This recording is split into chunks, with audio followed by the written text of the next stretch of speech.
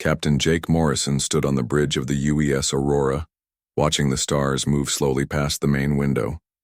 The year was 2387, and humanity had been traveling among the stars for 50 years now. Jake had spent most of his adult life out, here in the dark between worlds, keeping peace on the outer edges of known space.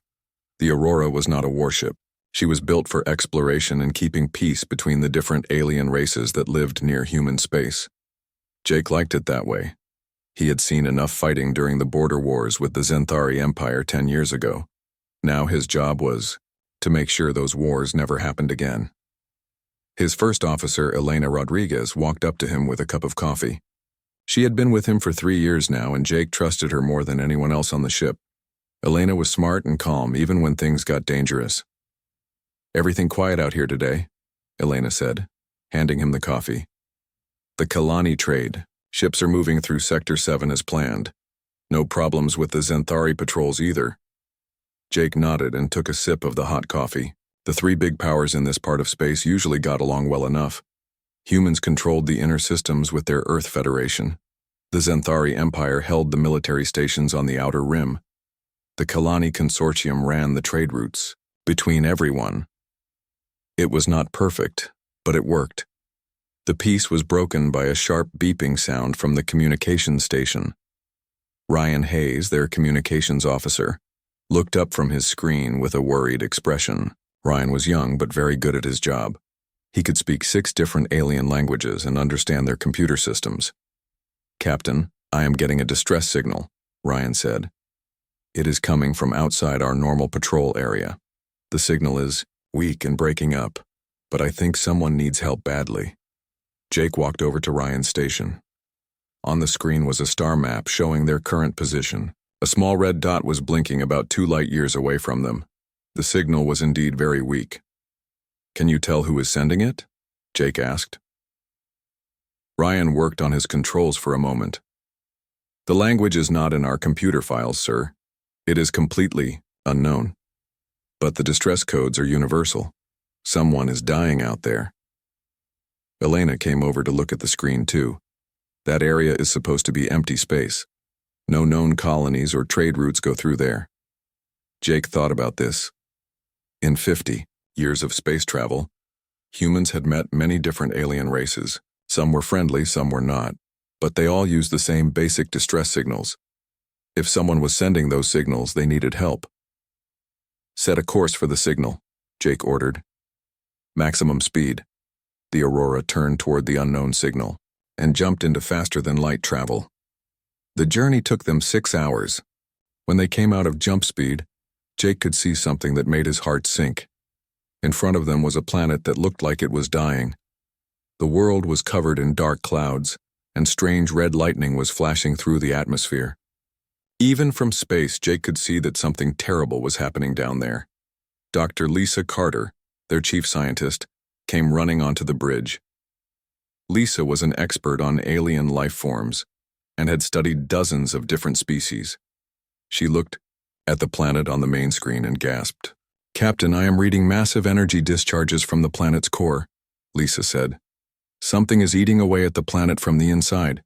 If this continues, the whole world will break apart in a few weeks." "Are there people down there?" Jake asked. Lisa checked her instruments. "Yes, sir. Millions of them. They are sending the distress signals from cities all over the planet. But I cannot understand how they are still alive with this much damage to their world."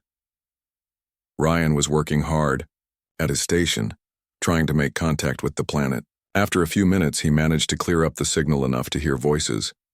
The language was like nothing Jake had ever heard before. It sounded like singing mixed with the ringing of crystal bells. "I am getting a response," Ryan said. "They are trying to speak to us, but I cannot understand them yet." Dr. Carter had an idea. "Let me try to talk to them using mathematical concepts. Math is universal." She worked with Ryan for an hour, sending simple math problems to the planet and getting responses back. Slowly, they began to understand each other. The aliens on the planet called themselves the Valen. Their world was named Thyros Prime. What Jake learned made him angry and sad at the same time. The Valen were a peaceful people who had never known war. They lived in crystal cities and spent their time creating beautiful art and music. But now their planet was being destroyed by something they called the Quantum Plague. Dr. Carter studied the data the Valen sent them. Her face grew dark as she read the information. Captain, this plague is not natural. Someone created it on purpose. This is genocide disguised to look like a natural disaster. Elena was monitoring other communications in the area. She looked up with concern. Sir, I am picking up Zenthari military signals nearby. There is a fleet moving toward this system. Jake felt his stomach tighten. The Zenthari Empire was known for taking resources from worlds where the local people could not fight back. If the Valen all died from this plague, the Zenthari could claim their planet legally under galactic law. How long do the Valen have? Jake asked Dr. Carter. Maybe 2 weeks, sir. After that, their planet will break apart completely. Jake looked at the dying world on his screen. He thought about the peaceful Valen people down there, creating art, while their world died around them. He thought about the Zenthari fleet moving closer. He thought about galactic law and what would happen if he chose to interfere. Elena seemed to read his thoughts. Sir, if we get involved in this, it could start a war. The Zenthari have legal rights here under the treaties. We cannot just ignore galactic law. Jake knew she was right, but he also knew that sometimes doing the right thing meant breaking the rules. He had joined the space service to protect people, not to watch them die because of legal paperwork. Get me a secure channel to Earth Command, Jake ordered, and prepare a full report on everything we have learned about the Valen and this quantum plague. We are going to save these people even if it costs us everything. The bridge fell silent as everyone realized what the captain had just decided. They were going to risk war to save a species they had just met. It was crazy and dangerous and probably illegal, but it was also the most human thing they could do. Jake Morrison spent the next 3 days talking to people across human space. He spoke with admirals, scientists, and politicians. Most of them told him the same thing. Helping the Valen would break galactic law and could start a war with the Zenthari Empire, but not everyone agreed with the safe choice. Dr. Paul Bennett was Earth's best quantum physicist. He had been studying strange energy patterns for 30 years. When Jake showed him the data about the quantum plague, Dr. Bennett became very excited. This is fascinating and terrible at the same time, Dr. Bennett said over the video call. The plague is designed to feed on crystalline structures. It grows stronger as it destroys the planet's core. But I think we can stop it. Dr. Amy Foster joined the call from her laboratory on Mars. She was the galaxy's expert on crystal-based life forms. Amy had spent years studying how some aliens used crystals in their bodies instead of carbon like humans did. The Valen are completely crystalline, Amy explained. Their bodies are made of living crystal that can sing and create music. This plague is attacking the very thing that makes them alive. It is like a disease that attacks human DNA. Jake leaned forward in his chair. Can we cure it?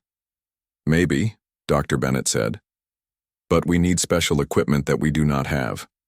The Kalani Consortium has quantum resonance generators that could work, but getting them to help will not be easy.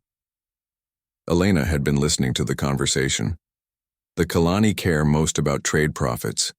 If helping the Valen costs them money, they will not do it. Jake made his decision. Then we make sure helping the Valen makes them money. Set a course for Nexus Station. Nexus Station was the biggest trading post in this part of space. It was built by the Kalani and was always full of merchants from dozens of different worlds. The station looked like a giant wheel spinning slowly in space with ships coming and going from ports all around its rim. When the Aurora docked at Nexus Station, Jake was met by Trade Administrator Karen Walsh. Karen was a middle-aged Kalani with blue skin and 4 arms. She spoke perfect human English and was known for being very smart about business deals. Captain Morrison, what brings you to our station? Karen asked as they walked through the busy trading floors. I heard you found some new aliens out in the empty sectors. We did, Jake said, and they need help that only you can provide. Jake explained about the Valen and the quantum plague.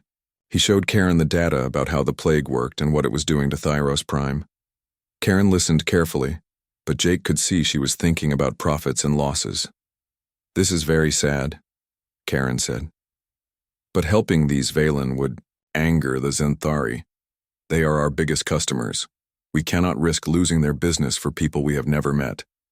Dr. Carter had come with Jake to the station. She stepped forward with her data pad. "Administrator Walsh, you need to understand something important. This quantum plague could spread." Karen's 4 eyes went wide. "Spread how?" "The plague feeds on crystalline structures," Dr. Carter explained. "The Kelani use crystal-based computers and energy systems throughout your trade network. If this plague mutates and spreads beyond Thyros Prime, it could destroy your entire civilization." Jake watched Karen's face change as she realized the threat. The Kelani had built their whole society around crystal technology. If the plague could attack their systems, it would mean the end of their way of life. "What do you need?" Karen asked, quietly. "Quantum resonance generators," Dr. Carter said. "At least 12 of them. And transport ships to carry medical supplies to Thyros Prime." Karen was quiet for a long moment. "The generators are very expensive, and if we help you, the Zenthari will be angry with us." Jake had been thinking about this problem during the journey to Nexus Station. What if we could prove that the Zenthari created the plague? Would that change things? Elena had been monitoring Zenthari communications since they first found the Valen. She stepped forward with her data pad. "I have been listening to their military channels. They are talking about mining rights on Thyros Prime after the contamination is finished." Karen looked at the data Elena showed her. "This suggests they knew about the plague before it was reported. That is very suspicious." "More than suspicious," Jake said. "It is proof they caused it." While they were talking, Ryan Hayes had been working on something in the Aurora's communication center. He came running to find Jake with excitement on his young face. "Captain, I made a breakthrough with the Valen language," Ryan said. "They do not just talk with words. They communicate through crystal songs. Each Valen can create music that carries complex information." Dr. Carter became very interested. "Can you record these songs?" "I already have," Ryan said. "But sir, you need to hear them. They are the most beautiful sounds I have ever heard." They went back to the Aurora, where Ryan played the Valen crystal songs through the ship's speakers. The music was like nothing any human had ever heard before. It was sad and beautiful and full of hope all at the same time. Even Karen Walsh, who was usually only interested in business, stood quietly with tears in her eyes. "They are singing about their history," Ryan explained. "About their crystal gardens and their art. About how they have never known war or hatred. They are asking the universe to remember them when they are gone." Jake felt something break inside his chest as he listened to the songs. These were not just aliens asking for help. These were people with families and dreams and beautiful music. They were going to die because someone wanted to steal their planet. Karen Walsh made her decision. "We will provide the quantum generators and the transport ships. But Captain Morrison, you must understand, if this fails, it will mean war between our peoples and the Zenthari." "I understand," Jake said. "But if we do nothing, we are no better than the people who created this plague."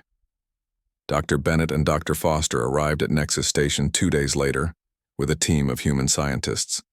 They worked with Kelani engineers to modify the quantum generators. The plan was complex but simple at the same time. The Valen crystal songs could naturally fight against quantum corruption. By amplifying these songs through the generators and broadcasting them across Thyros Prime, they could heal the planet's core and stop the plague. But they had a problem. The Zenthari fleet had arrived at Thyros Prime and was blocking all ships from approaching the planet. Admiral Thekfor commanded the fleet and had declared the system under military quarantine. "We cannot fight a Zenthari fleet," Elena said during their planning meeting. "They have 20 warships, and we have 1 exploration vessel." Jake looked at the star chart spread across the table. "We do not need to fight them, we need to outsmart them." Chris Johnson was the Aurora's navigator and knew this part of space better than anyone.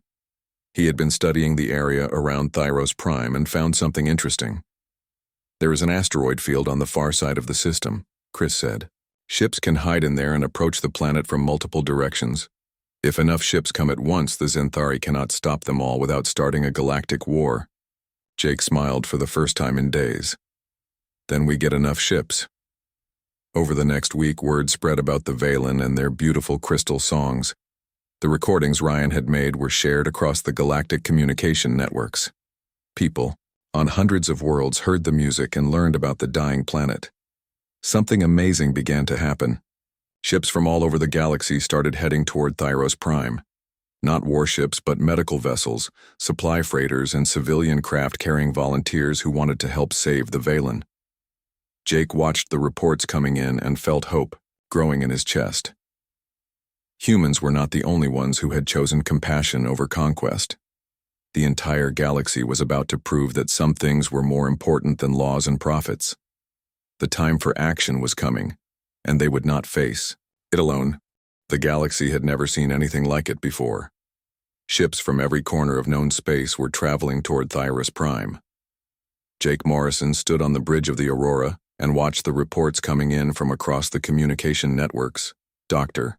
Carter was working at her science station, coordinating with medical teams from a dozen different worlds.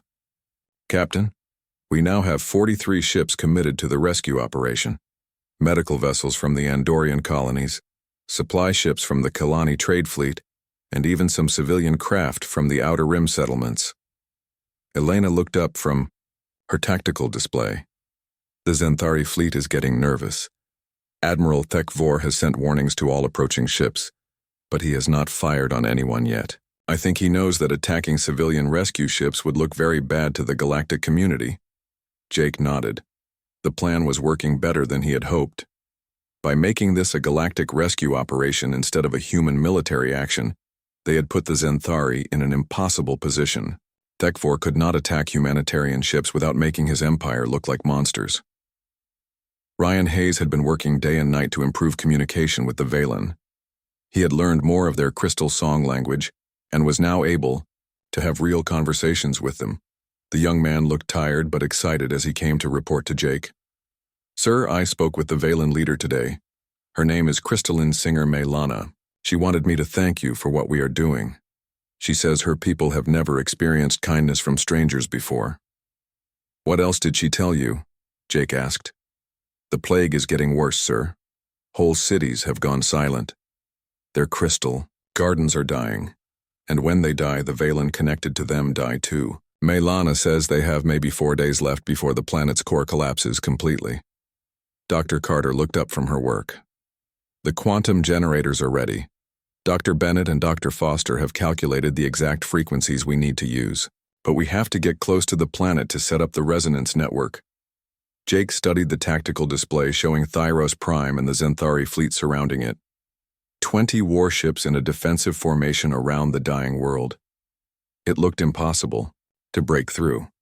But Chris Johnson had been working on that problem. The navigator came over to Jake with a star chart covered in course lines and calculations. Captain, I have been studying the asteroid field near the system. There are dozens of large rocks that could hide our ships until we are ready to move. If we coordinate our approach correctly, we can come at the planet from 6 different directions at the same time. How many ships can hide in the asteroids? Elena asked. All of them, Chris said with a smile. The field is bigger than we thought. We can hide the entire rescue fleet in there and then come out all at once. The Xanthari will not be able to stop everyone without spreading their forces too thin. Jake liked the plan, but he knew it would be dangerous. What about the asteroid field itself? Is it safe for civilian ships? I can guide them through, Chris said. I have mapped safe paths for each group of ships. It will take careful flying, but it can be done. Over the next 2 days, ships began arriving at the asteroid field near Thyros Prime. Jake was amazed at what he saw. Medical ships from the Human Federation worked alongside Kalani cargo vessels, and even some small craft from species he had never met before. Grace Phillips, their cultural affairs officer, had been talking to representatives from the different rescue ships. She came to Jake with reports about who had joined their mission. Sir, we have ships from 18 different species now. Some of them have never worked together before. The Kalani and the Rigelians have been trade rivals for years, but they are sharing resources for this mission. Even some of the fringe worlds that usually avoid galactic politics have sent help. Jake felt a warmth in his chest that had nothing to do with the ship's heating system. The Valen crystal songs had touched something deep in people across the galaxy. The music had reminded everyone that some things were more important than politics and old grudges.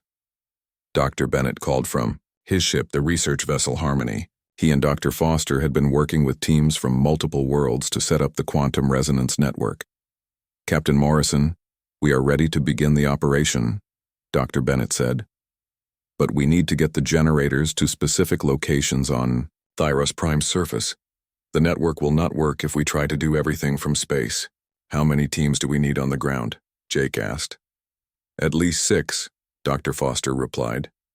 Each team needs a quantum generator and someone who understands Valen crystal technology. Jake realized this meant people would have to land on a dying planet while it was being torn apart by quantum energy.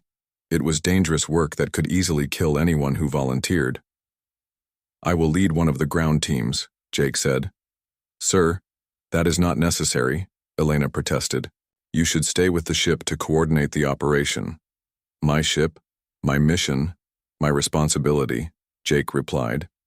Besides, someone needs to meet with crystalline singer Maylana in person. The Valen need to see that we are willing to risk our lives for them. Tony Rodriguez, their chief engineer, had been preparing the Aurora's shuttle for the surface mission. He came to the bridge to report that everything was ready. Captain, I have modified the shuttle's shields to protect against quantum interference. It will not be comfortable, but it should keep you alive long enough to set up a generator. Doctor Carter gathered her medical equipment and prepared to join Jake's team. Sir, I want to study the plague effects up close. Maybe we can learn something that will help us stop this from happening to other worlds. As the rescue fleet prepared for their coordinated attack, something unexpected happened. Long-range sensors detected new ships approaching the system, but these were not more rescue vessels. Elena studied the sensor readings with a worried expression. Captain, we have 3 more Zenthari warships incoming. Admiral Thekvor is reinforcing his fleet. Jake felt his heart sink. More Zenthari ships meant it would be even harder to get through to the planet. But then Ryan Hayes called out from his station with excitement. Sir, I am getting communications from the new ships. They are not reinforcements. Some of the Zenthari crews are refusing to follow orders. They want to join the rescue operation. Jake could hardly believe what he was hearing. Are you sure? Yes, sir. I am talking to Sub-Commander Vex Cali right now. She says her crew heard the Valen crystal songs and decided they could not watch an entire species die for mining rights. They are requesting permission to help us. Elena shook her head in amazement. If Zenthari ships join us, Admiral, Thekvor will have a mutiny on his hands. Jake smiled as he realized what was happening. The Valen music had not just moved the hearts of civilians across the galaxy. It had touched the hearts of Zenthari warriors too. Even in their military empire, there were people who chose compassion over conquest. Tell Sub-Commander Vex Cali that her help is welcome, Jake ordered, and send the asteroid field coordinates to any other Zenthari ships that want to join us. As the hours passed, more Zenthari vessels broke away from Admiral Thekvor's fleet to join the rescue operation. The Admiral found himself in an impossible situation. Half his fleet was in mutiny. Civilian ships from across the galaxy were demanding access to Thyros Prime, and the whole operation was being broadcast live across the galactic communication networks. Jake watched the tactical display as the rescue fleet prepared to move. 67 ships from 23 different species, all working together to save the Valen. It was the largest cooperative effort in galactic history. All ships report ready, Captain, Chris Johnson announced. Course coordinates have been sent to all vessels.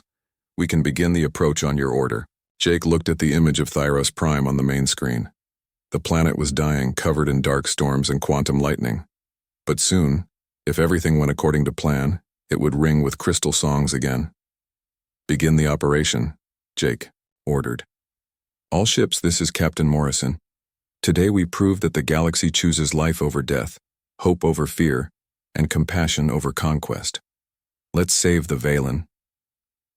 The rescue fleet moved out of the asteroid field toward the dying world, and Jake knew that no matter what happened next, the galaxy would never be the same again. The rescue fleet emerged from the asteroid field like a swarm of silver fish moving through dark water. Jake Morrison watched from the Aurora's bridge as 67 ships from across the galaxy approached Thyros Prime together. He had never seen anything so beautiful or so dangerous in his life. Admiral Thekvor's remaining loyal ships tried to intercept them, but there were too many rescue vessels coming from too many directions. The Zenthari fleet could not cover all the approach routes without leaving gaps in their formation. Admiral Thekvor is transmitting on all frequencies, Ryan Hayes reported. He is ordering us to withdraw immediately or face the consequences. Jake opened a communication channel to the entire rescue fleet. This is Captain Morrison to all ships. Remember, we are here to save lives, not to fight. Do not engage Zenthari vessels unless they fire first. Our mission is to reach Thyros Prime and heal that world. Elena was coordinating the approach from her tactical station. Medical ship Compassion is taking fire from a Zenthari cruiser. They are requesting support. Jake felt his stomach tighten. If the shooting started, people would die, and the rescue mission could turn into a space battle. But then something unexpected happened. Sir, the Zenthari cruiser has stopped firing, Elena reported with surprise. Sub-Commander Vex Cayley's ship just moved between them and the medical vessel. She is protecting the rescue ship. Jake smiled as he realized that the Zenthari mutiny was spreading. More and more Zenthari ships were refusing to fire on the rescue fleet. Admiral Thekvor was losing control of his own forces. Dr. Carter was monitoring the quantum resonance equipment in the Aurora's shuttle bay. Captain, all generators are ready for surface deployment. The teams are prepared to land as soon as we reach the planet. The Aurora was part of the first wave of ships to break through the Zenthari blockade. As they approached Thyros Prime, Jake could see how badly the planet was damaged. The quantum plague had spread across the surface like a cancer, leaving dark scars where crystal cities once stood. Landing zones are marked, Chris Johnson announced. I am sending coordinates to all ground teams now. Jake left Elena in command of the Aurora and joined Dr. Carter in the shuttle. Tony Rodriguez was piloting, and they had a team of 6 volunteers to help set up the quantum generator. As their shuttle descended through Thyros Prime's atmosphere, Jake could see the damage up close. Whole continents were covered in quantum storms that crackled with deadly energy. The planet's crystal formations, which should have been singing with beautiful music, were either silent or screaming with discordant noise. Landing zone is just ahead, Tony said as he fought to control the shuttle through the quantum interference. This is going to be a rough touchdown. They landed near what had once been a Valen city. The crystal buildings were dark and cracked, and the air itself seemed to shimmer with dangerous energy. Jake could feel the quantum radiation trying to interfere with his equipment as they unloaded the generator. Dr. Carter was taking readings with her instruments. The plague is worse than we thought. The quantum corruption is spreading faster than our models predicted. We have maybe 2 hours before this area becomes completely uninhabitable. As they worked to set up the generator, Jake heard something that made his heart race. It was music, but not the beautiful crystal songs Ryan had played for them. This was the sound of Valen voices crying out in pain and fear. There are survivors nearby, Dr. Carter said, checking her scanner. About half a mile north of here. Jake made a decision. Tony, you and the team get this generator online. Dr. Carter and I are going to find those survivors.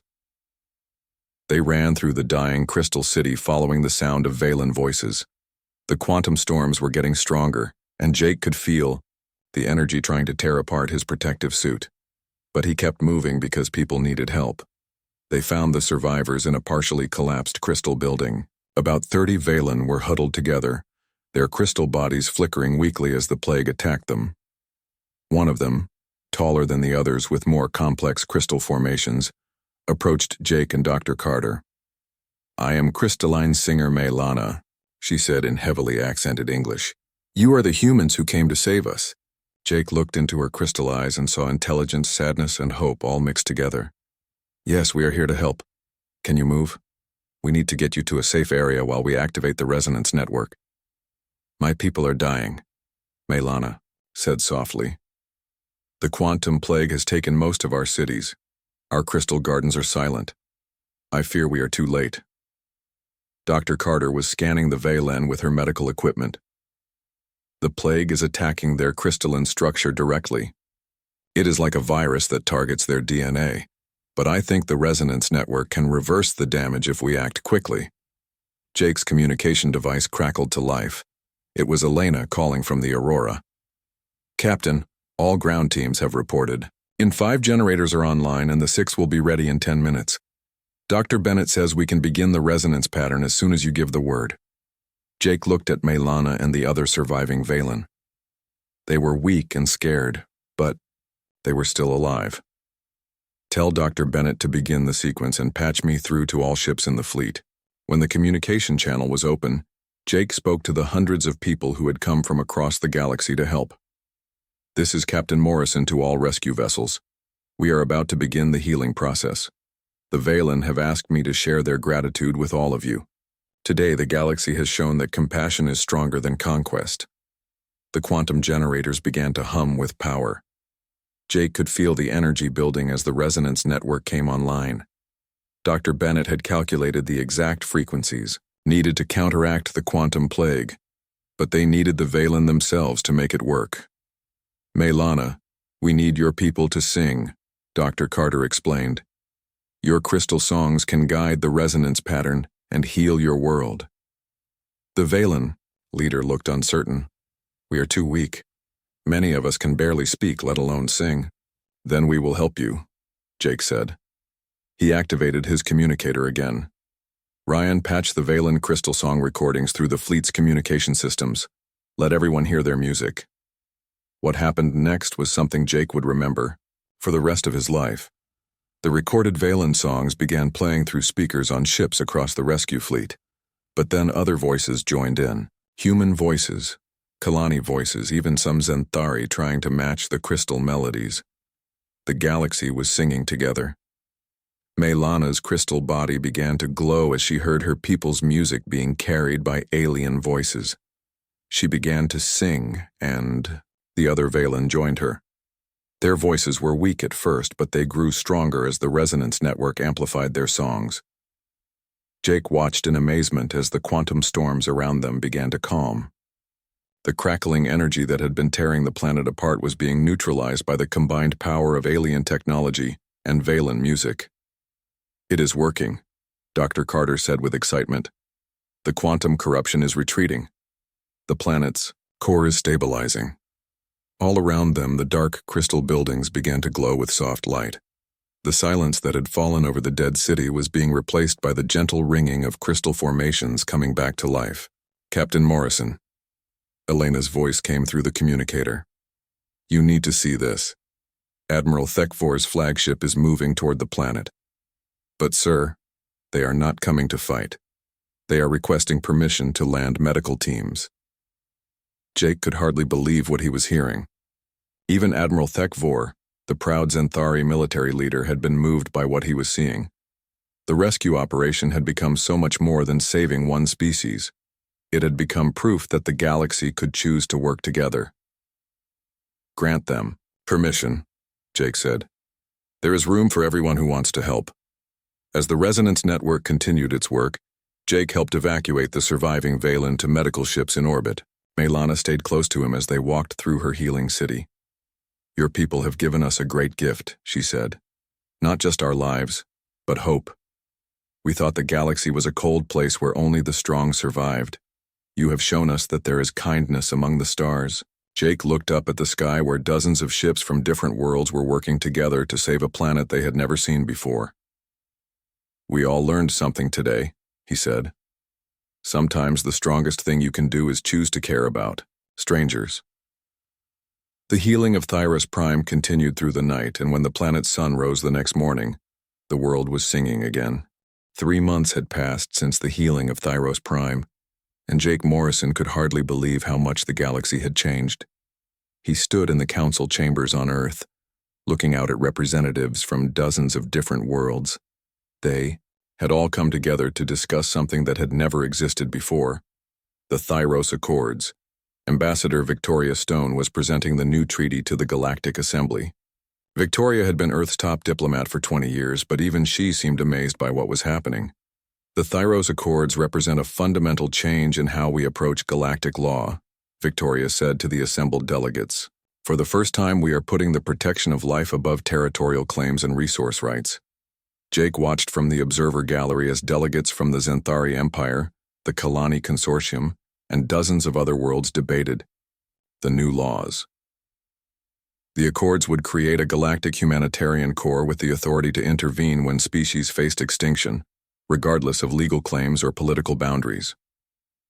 Admiral Thekvor was there representing the Zenthari military. Jake had been surprised when the proud warrior agreed to support the Accords, but the events at Thyros Prime had changed him, just as they had changed everyone else who witnessed them.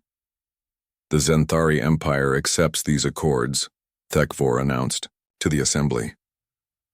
We have learned that true strength comes not from conquest, but from the courage to protect those who cannot protect themselves. Elena Rodriguez sat next to Jake in the gallery. She had been promoted to captain and would soon take command of her own ship in the new humanitarian corps. Sir, do you think the Accords will actually work? Getting all these different governments to agree on anything has always been nearly impossible. Jake smiled as he watched the delegates. Look at them, Elena. 6 months ago, half these species would not even talk to each other.